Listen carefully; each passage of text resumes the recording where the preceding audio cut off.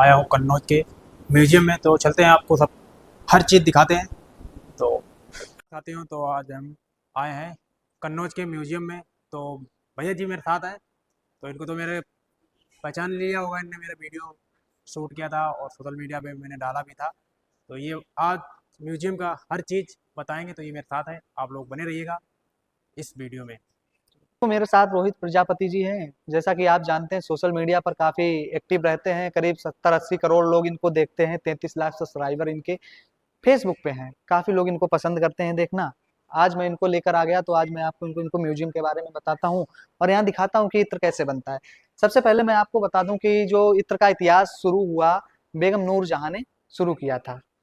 यहाँ पर अगर आप बात करी जाए तो ये पूरा इतिहास लिखा हुआ है बेगम नूरजहां का, कि आखिर कहाँ। अगर प्रेजेंट टाइम की बात की जाए तो कन्नौज में 400-500 कंपनियां इत्र बनाने की चलती हैं। इधर आप बात देखेंगे तो फूलों की छटाई चल रही है, जैसा कि कन्नौज में बेला, गेंदा, मोगरा, चमेली, अलग अलग के फूल रहा करते हैं। ये अगर बात की जाए रोहित, तो ये इसको बोलते हैं डेग। और ये बाल्टी से इसमें भरा जा रहा है पानी, इसके नीचे जलाई जा रही है आग। इसमें पानी भरने के बाद क्या होता है, इसको जो ढक्कन होता है इसको हटाया जाता है। अब इसमें डाले जाते हैं फूल। जब इसमें फूल डाले जाते हैं तो इसको नीचे से और ज्यादा हीट किया जाता है। जब ये गर्म हो जाता है तो क्या होता है कि गर्म होने पर अंदर इसके भाप बनना शुरू हो जाती है। भाप बनती है तब एक पाइप हम लोग उसमें डेग में लगाते हैं और दूसरा लगाते हैं नीचे ये भव का। आप ये जो नीचे नीला नीला देख सकते हैं, तो ये नीला नीला जो है ना, ये पानी बह रहा होता है, ठंडा पानी। जब उधर ओस की बूंदें इसमें आती हैं पाइप से तो इसमें गिरती हैं, तो ठंडा पानी होने की वजह से इसमें इकट्ठी हो जाती है। जब उसमें इकट्ठा हो जाता है तो इकट्ठा करने के बाद और ज्यादा हीट किया जाता है, फिर नीचे दोबारा से आग जलाई जाती है, इत्र इसमें इकट्ठा होता है। अब इसको प्यूरिफाई किया जाता है। इधर ये क्या सिस्टम दिया गया है कि इसको एकत्रित कर लिया जाता है। ये इकट्ठा करने के सारे बर्तन रखे हुए हैं। इधर अगर बात की जाए तो ये ओरिजिनल जो पार्ट है भभका इसको बोलते हैं, और ये जो डेक है ये चमड़े की बोतल है। चमड़े की बोतल में रखने से क्या होता है कि इत्र मॉइस्चराइजर नहीं होता है, इसमें सबसे बढ़िया चीज रहती है। इसको कुप्पी बोलते हैं अपने कन्नौज में। ये जो सारे मटेरियल हैं ये मैं आपको दिखा रहा हूँ। मिट्टी है, समामा है, अगर है, तगर है, मेहंदी है, खश है, चंदन है, नागर मोथा है। इस तरह के इसको कच्चा मटेरियल बोलते हैं। इन्हीं की मदद से इत्र तैयार किया जाता है। इधर देखेंगे तो ये बना हुआ इत्र रखा हुआ है। इधर देखें, बेला रखा, चंदन रखा, खस रखी है, हिना रखा, मजमुआ रखा है, रात की रानी रखी, गुलाब रखा, केवड़ा रखा, मोगरा रखा। ये चीजें रखी हुई हैं। वहां से जैसा प्रोसेस बताया वैसा ही यहाँ पर बनकर तैयार हुआ। हाँ, प्रयास है बेगम नूर जहां ने 606 ईस्वी में किया नहीं था, अरब देश में शुरू किया था। अपने कन्नौज में 606 ईस्वी में जब राजा हर्षवर्धन यहाँ आए तो उन्होंने शुरू किया। उन्होंने देखा कि यहाँ पर फूलों की खेती होती है, क्यों ना अपने कन्नौज की जो फूल की खेती है इसको विश्व पटल पर ले जाया जाए। और उन्होंने वही काम किया, इसको विश्व पटल पर लेकर गए। कई व्यापारी यहाँ पर आना जाना शुरू हुए। जब यहाँ पर आना जाना शुरू हुए तो क्या होता है कि कन्नौज का नाम बढ़ने लगा। ये तो क्या, यहाँ से इंपोर्ट होने लगा, लोग यहाँ से जानने लगे, लोग ले जाने लगे। उसके बाद आगे आ जाती है हर्षवर्धन गैलरी, कि हर्षवर्धन का कैसे क्या वंश चला। जो हर्षवर्धन का जो वंश है उनके पिताजी हैं प्रभाकर वर्धन, आदित्य वर्धन, राजवर्धन, नरवर्धन। हर्षवर्धन के एक भाई हैं राजवर्धन, बहन है राजश्री वर्धन, और उनके जो पति हैं वो ग्रह वर्मन। इधर आ जाइए, इधर दिखा दूं आपको। ये जो सीन मैं आपको दिखाने का प्रयास कर रहा हूँ, ये हर्षवर्धन की माता यशोमती हैं, ये पिताजी प्रभाकर वर्धन है। जैसा हिंदू संस्कृति में लड़का होने, बच्चा होने के बाद बधाइयां चलती हैं, वही प्रोग्राम चल रहा है। धीरे धीरे राजश्री बड़ी हो जाती है, उसकी शादी की जाती है। शादी की जाती है ग्रह बर्मन से। जब ये शादी हो जाती है तो शादी हो जाने से क्या होता है, इनके दो दुश्मन बन जाते हैं, एक शशांक और एक देवगुप्त। शशांक जो होता है पश्चिम बंगाल का हुआ करता है, देवगुप्त जो होता है मध्य प्रदेश का हुआ करता है। वो धोखे से ग्रह बर्मन की हत्या कर देता है। जब ग्रह बर्मन की हत्या कर देता है तो क्या होता है, ये राजश्री हैं, इनको बंधक बना लिया जाता है। बंधक बनाने के बाद क्या होता है कि ये खबर राजवर्धन को पता चल जाती है। राजवर्धन जो था वो थानेश्वर में, हरियाणा में एक जगह लगती है, उत्तर भारत की राजधानी होती है, वहां पर रहता था। वो आता है और वो आक्रमण करता है। आक्रमण में वो क्या करता है, देवगुप्त की हत्या कर देता है। लेकिन शशांक जो होता है वो बहुत ज्यादा होशियार होता है। इतना ज्यादा होशियार होता है कि वो क्या करता है कि संधि के बहाने से बुलाता है राजवर्धन को। राजवर्धन संधि के बहाने से बुलाने के बाद उसकी एक सुनसान कक्ष में हत्या कर देता है। जब ये हत्या हो जाती है तो उसकी जो बहन राजश्री होती है वो सती होने के लिए पहाड़ों पर चली जाती है। पहाड़ों पर जब वो सती होने के लिए जाती है, तो ये एक दिवाकर मित्र हुआ करते हैं, वहीं तपस्या करते हैं, कुटी में रहा करते हैं। वो इनको पहचान लेते हैं कि ये हर्षवर्धन की बहन है।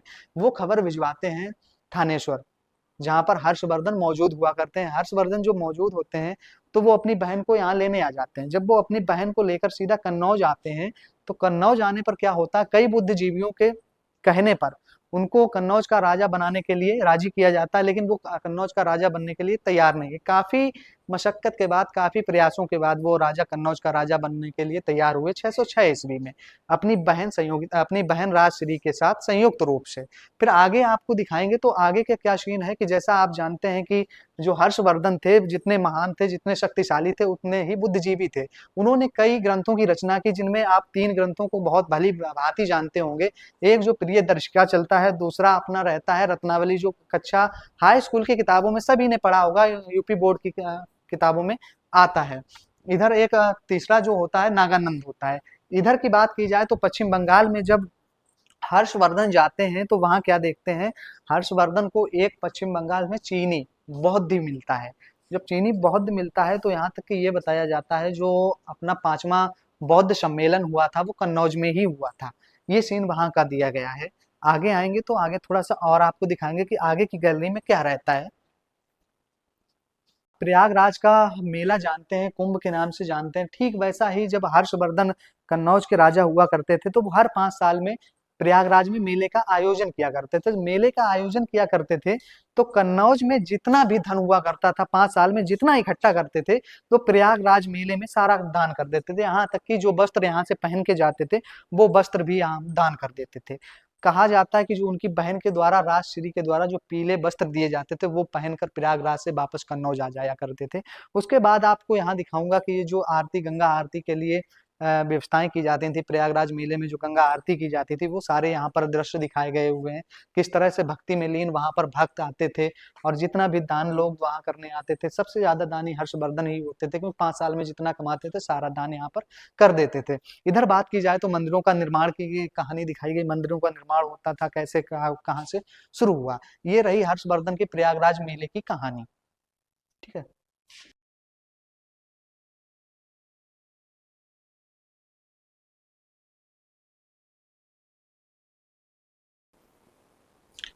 यहाँ पर अगर आप देखें तो 793 ईस्वी में एक त्रिकोणीय युद्ध हुआ। त्रिकोणीय युद्ध कन्नौज के लिए हुआ। कन्नौज के लिए ही क्यों हुआ, क्योंकि कानपुर बगल में, वहां के लिए भी हो सकता था, इधर फर्रुखाबाद है उसके लिए भी हो सकता था। खास बात यहाँ पर कन्नौज के लिए इसलिए हुआ कि कन्नौज उत्तर भारत की राजधानी हो गई थी। यहाँ पर जो 3 वंश चलते थे, गुज्जर वंश था, प्रतिहार वंश और राष्ट्रकूट वंश और पाल वंश। यहाँ तक जो सबसे ज्यादा शासक था, वो किया प्रतिहार वंश ने। इधर आपको बात बताऊंगा, इधर जो उनके पीढ़ियां चली, करीब 13 पीढ़ियां यहाँ तक कन्नौज में उनकी चली। तो इधर कन्नौज के गुज्जर और प्रतिहार शासकों का विवरण है। जो सबसे पहला रहा, नागभट्ट द्वितीय से शुरू हुआ। नागभट्ट द्वितीय से शुरू होने के बाद यशपाल जो उनके थे, वो लास्ट हुआ करते थे। इधर आपको दिखाऊंगा, ये जो गैलरी है ना, ये गैलरी की अगर बात की जाए, तो ये गैलरी जब मोहम्मद गजनवी 1018 में कन्नौज में आया, उसने कन्नौज में आक्रमण किया। कन्नौज में आक्रमण करने के बाद करीब 10,000 मंदिरों को, करीब 10,000 मंदिरों को उसने यहाँ पर तोड़ दिया, और यहाँ से लूटता पाटता सब चला गया। जितने मंदिर जो मिले, कई करीब 7-8 किलो को लूटा और विजय फतेह करता हुआ आगे बढ़ता चला गया। ये कहानी यहाँ पर, ये राजा जयचंद की मूर्ति स्थापित की गई है। ये जो है राजा जयचंद की एक बेटी हुआ करती है संयोगिता। संयोगिता के स्वयंवर का सीन दिया गया है। संयोगिता के स्वयंवर का सीन ये दिया गया है कि पूरे भारत से सभी राजा महाराजा बुलाए गए स्वयंवर में, लेकिन एक ऐसा राजा था जिसको पृथ्वीराज चौहान, उसको यहाँ नहीं बुलाया गया था। उसको नहीं बुलाया गया था, उसकी अवहेलना करने के लिए, एक तरीके से कहें उसकी बेइज्जती करने के लिए, उसे नीचा दिखाने के लिए इस स्वयंवर में उसकी मूर्ति स्थापित कर दी गई। मूर्ति रखी गई। जब संयोगिता माला लेकर, वर लेकर आती हैं, तो क्या करती हैं कि वो माला जो होता है, वो सीधे उस मूर्ति के ऊपर डाल देती हैं, पत्थर की मूर्ति पर। जब पत्थर की मूर्ति पर वो डालती हैं, तो वहां का माहौल बदल जाता है। अब यहाँ पर एक मतभेद हो गया कई लोगों का कहना है कि मूर्ति के पीछे ही पृथ्वीराज चौहान छुपे हुए थे, और कई लोगों का ये कहना है कि स्वयंवर के बाद पृथ्वीराज चौहान अपने साथ उनको ले गए, लेकिन ये कंफर्म नहीं हो पा रहा कि ये मूर्ति के पीछे छुपे हुए थे या वो उनको बाद में ले गए। ये सीन यहाँ पर एक पेंटिंग बनाई गई है, इसमें वही सीन दिखाया गया है कि संयोगिता को राजा पृथ्वीराज चौहान ले जाते हुए नजर आ रहे हैं। इधर 1194 की बात की जाए तो मोहम्मद गौरी और राजा जयचंद के बीच युद्ध हुआ। तो जो राजा जयचंद थे वो हाथी पर सवार होते हैं, और मोहम्मद गौरी जो होता है वो घोड़े पर सवार होता है। जैसा पीछे आप देखेंगे, मोहम्मद गौरी जो है एक तीर चला रहा था, और वो तीर जाकर सीधा लगता है राजा जयचंद की आंख में, जिससे कि उनकी मृत्यु हो जाती है।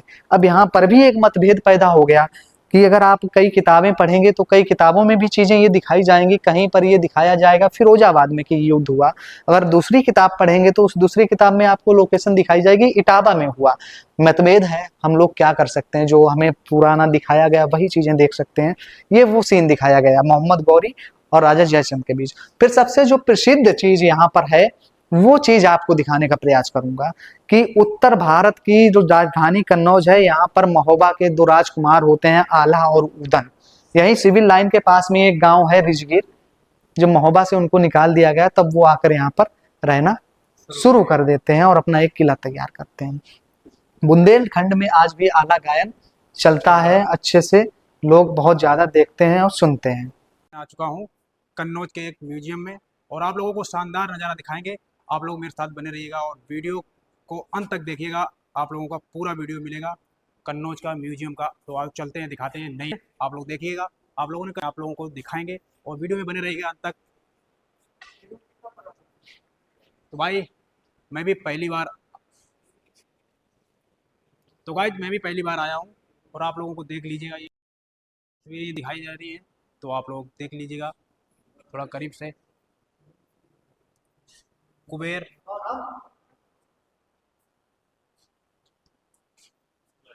तो ये कुबेर पुरुष आकृति, विष्णु मूर्ति, और ये मंदिर अंकुरकरण महावीर स्वामी। ये पुरानी जो ये खुदाई से मिली हुई हैं, तो ये यहाँ पर मौजूद हैं। तो आप लोग, और ये भाई मंदिर, अंकुरित मंदिर ये था पुराने ज़माने का, तो आप लोग देख लीजिएगा। और भाई चलते हैं थोड़ा और आगे। तो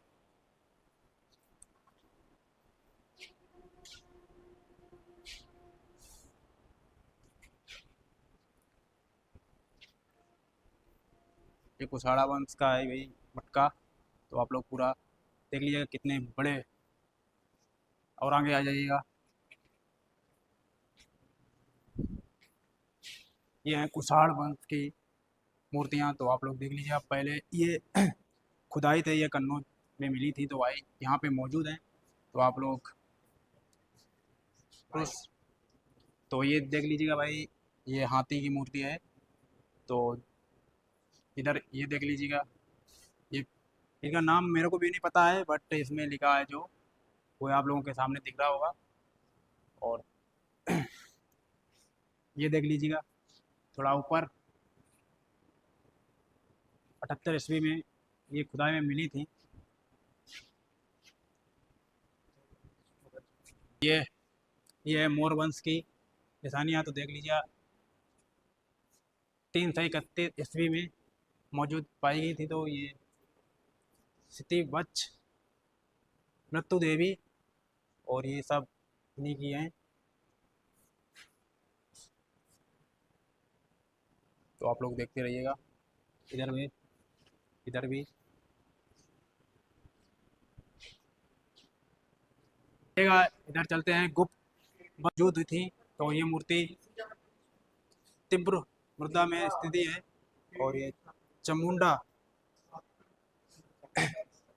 चामुंडा माता, आपने सुना होगा नाम।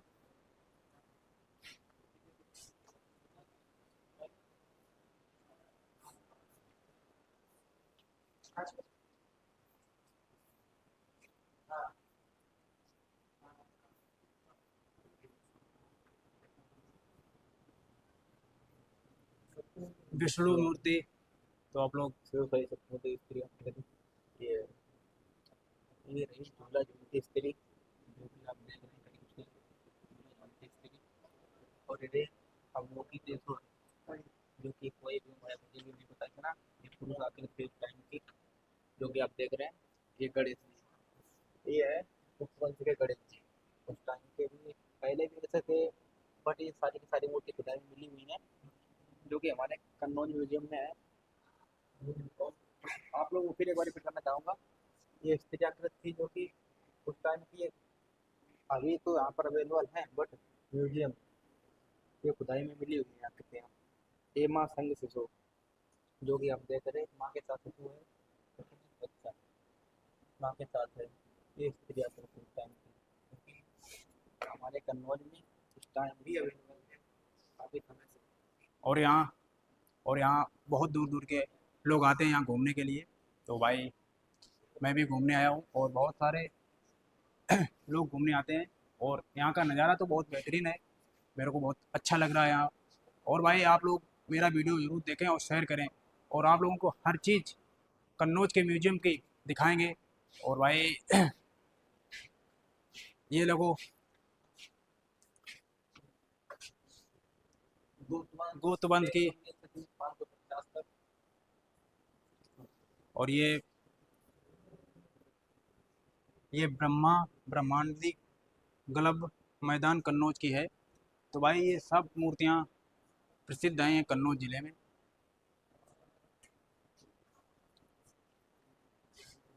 और ये कृतिमुख कृतिमुख दरबार की जो, और ये है देना जैन आकृति एक विद्या विद्याधर विद्या उमा महेश्वर। तो ये सारी मूर्तियाँ आप लोग देख लीजिएगा। ये स्थित प्रतिमा बार बार भार भाव का कन्नौज, पीड़ित होना भी गणेश पटना बिहार कन्नौज। ये बहुत तो चतुर्भुज। तो चलते हैं गाइस अंदर की तरफ। और यहाँ पे प्रसिद्ध हैं भारी भारी मूर्तियाँ, तो आप लोग भारी मूर्तियाँ देख लीजिएगा। और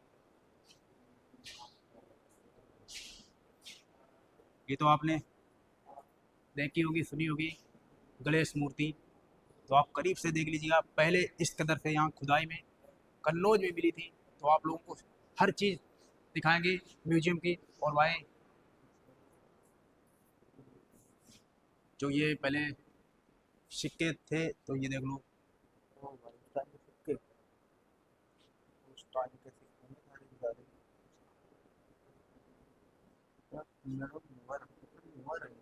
हाँ, तो इधर ला मेरे तरफ। तो ये देख लीजिएगा उमा महेश्वर। और ये सारी मूर्तियाँ बड़ी बड़ी हैं जो आप लोगों को दिखाएंगे। ये देख लीजिए आप महापुरुष मंदिर।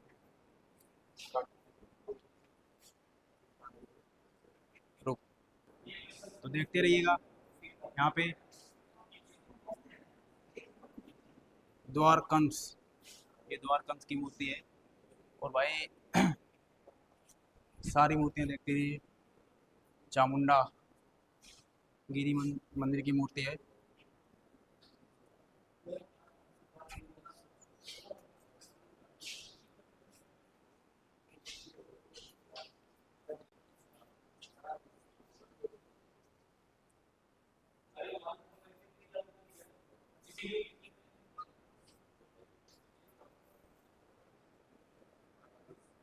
पड़ा तो स्थिति बराबर के लिए दर्पण के लिए स्थिति प्रतिमा।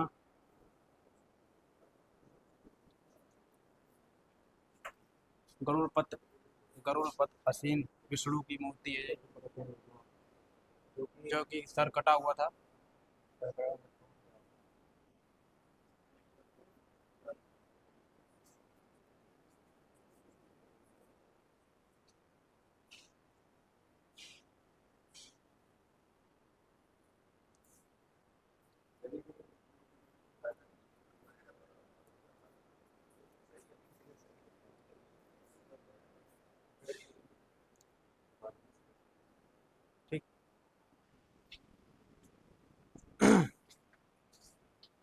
वही चलते हैं, फिर आ चुके हैं विभिन्न मटके की तरफ। कालों से प्रति प्रति पानी के उपयोग के लिए। तो जगह ये पुराने ज़माने के मटके हैं जो ये चित्र दिख रहे हैं, और ये भी पुराने ज़माने के महाकाल, पुराने ज़माने के पानी पीने का बर्तन।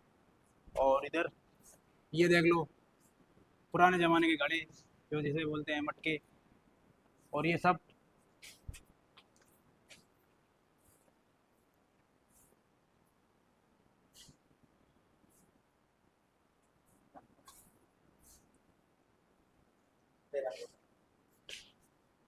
पट्टल। लाइट के कारण सही से तो इधर आ जाइएगा, ये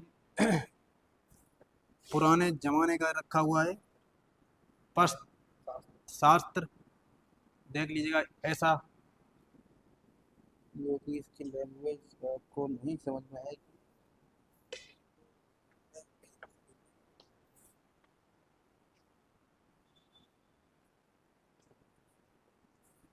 तो ये सब तो ये सब चीज़ें यहाँ पे देखने को मिलती हैं पुराने ज़माने के। तो भाई ये सब देखने को चीज़ें मिलती हैं पुराने ज़माने की। तो ये बहुत खूबसूरत नज़ारा है यहाँ पे, और बहुत अच्छा लग रहा है। और सब हर चीज़ देखने को तो मिलती रहती हैं।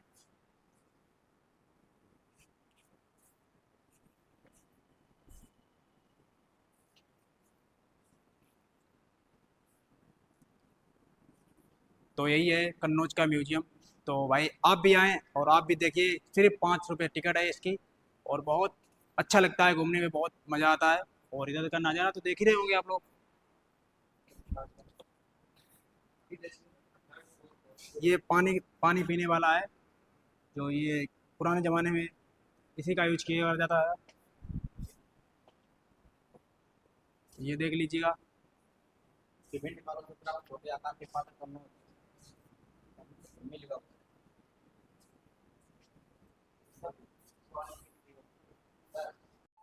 तो चलते हैं गाइस अंदर की तरफ। और यहाँ पे प्रसिद्ध हैं भारी भारी मूर्तियाँ, तो आप लोग भारी मूर्तियाँ देख लीजिएगा। और ये तो आपने देखी होगी, सुनी होगी, गणेश मूर्ति। तो आप करीब से देख लीजिएगा। पहले इस कदर से यहाँ खुदाई में कन्नौज में मिली थी। तो आप लोगों को हर चीज़ दिखाएंगे म्यूजियम की। और भाई जो ये पहले सिक्के थे, तो ये देख लो। उस टाइम के सिक्के में सारी गुजारी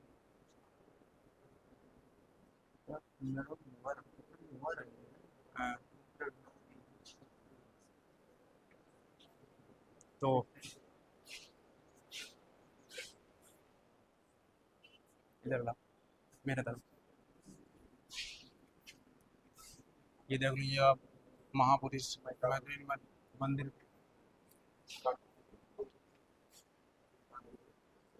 रुक, तो देखते रहिएगा। यहाँ पे द्वारकंस, ये द्वारकंस की मूर्ति है। और भाई बड़ा द्वार की स्थिति, दर्पण के लिए स्थिति प्रतिमा।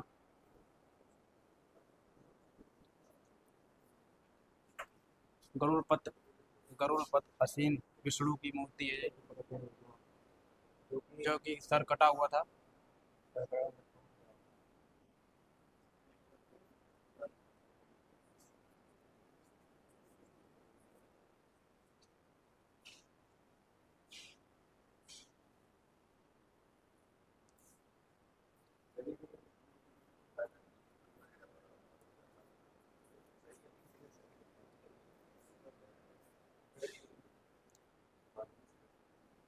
ठीक।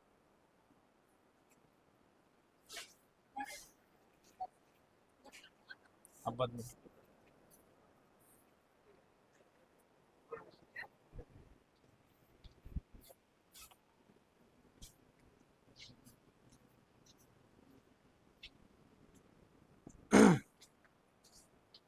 वही चलते हैं, फिर आ चुके हैं विभिन्न मटके की तरफ।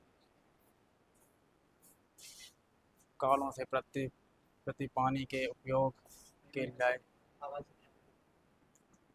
तो चलो, तो आज देख लीजिएगा, ये पुराने ज़माने के मटके हैं जो ये चित्र दिख रहे हैं। और तो इधर आ जाइएगा, ये पुराने ज़माने का रखा हुआ है प्रश्न शास्त्र, देख लीजिएगा ऐसा। जो कि इसकी लैंग्वेज को नहीं समझ में आएगी।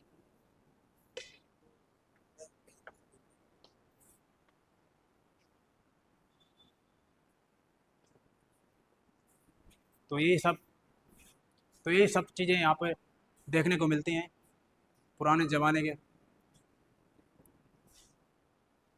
तो भाई ये सब देखने को चीज़ें मिलती हैं पुराने ज़माने की। तो ये बहुत खूबसूरत नज़ारा है यहाँ पे, और बहुत अच्छा लग रहा है। और सब हर चीज़ देखने को तो मिलती रहती हैं।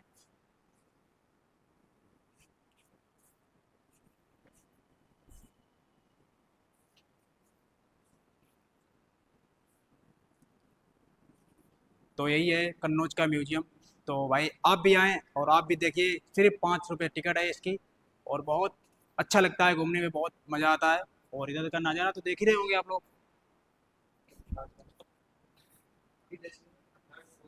ये पानी पानी पीने वाला है, जो ये पुराने ज़माने में इसी का यूज किया जाता है। ये देख लीजिएगा। छोटे आकार के पात्र मिलेगा।